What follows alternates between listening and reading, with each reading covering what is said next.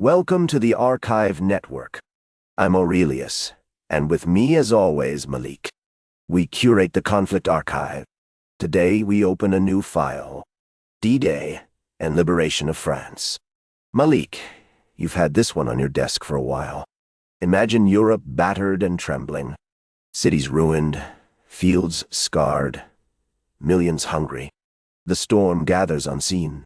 Spring of 1944 finds a continent bruised by 5 years of relentless war. The Nazi regime controls a vast fortress along the Atlantic coast. This is the backdrop against which the Allies prepare for a reckoning that will shape history. But let's not forget the human cost, Aurelius. Millions of lives are caught in this storm. Those cities aren't just ruins. They were homes, filled with families. The suffering is personal and immediate, not merely a backdrop for military strategy. It's crucial to remember that history is shaped by the people who endure its trials. With the world's fate hanging in the balance, the beaches of France wait for the first echo of thunder. The Atlantic wall stretches from Norway to the Pyrenees, a monstrous line of defense. German soldiers watch the gray channel waiting for signs of an Allied strike. They believe they have time. But the Allies are gathering a force unlike anything seen before. Aurelius, it's not just about numbers. The psychological weight on both sides is immense. For the Allies, every drill on those stormy beaches is steeped in anxiety. For the Germans, the fear of the unknown gnaws at their confidence. They might seem prepared, but morale can crumble under pressure, and that's where the real danger lies. The Allies rehearse landings, scrambling up chalk cliffs. Every detail matters, from meticulous inspections to the heavy smell of diesel in the air. The tension is palpable, thick enough to cut.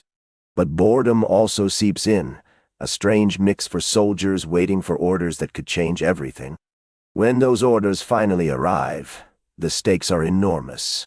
They know that failure could cost millions their freedom, and that thought hangs over them like a storm cloud. You paint a vivid picture, but let's take a moment to think about the human toll. Those soldiers are so much more than just cogs in a machine. They're sons, fathers, brothers, and friends. Each moment of inaction weighs heavily on their hearts and minds. They're not only facing the enemy, they're also grappling with their own fears and doubts, waiting for that call to action that could change everything. It's a struggle that often goes unseen. In the forests of Normandy, the French resistance operates under constant peril. Saboteurs risk everything to disrupt enemy lines. Each act of defiance is a gamble, but it carries grave risks. Gestapo raids leave families shattered. Villages pay the price of resistance, and Oradour-sur-Glane stands as a stark warning of what happens to those who dare to resist. Oradour is more than just a warning. It's a heartbreaking testament to the cost of bravery. Those who stood against tyranny are true heroes, yet they paid the ultimate price for their courage.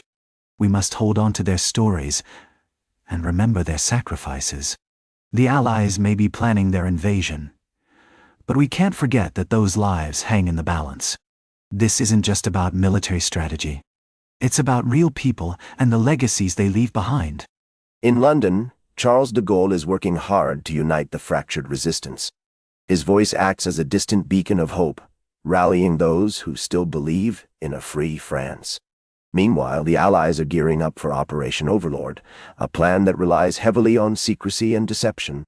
We see fake armies and phony radio chatter creating an elaborate illusion to mislead the Germans.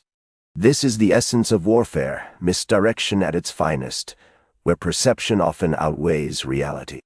Misdirection can be clever, but it also underscores a troubling reality. The Allies are not just fighting the Germans.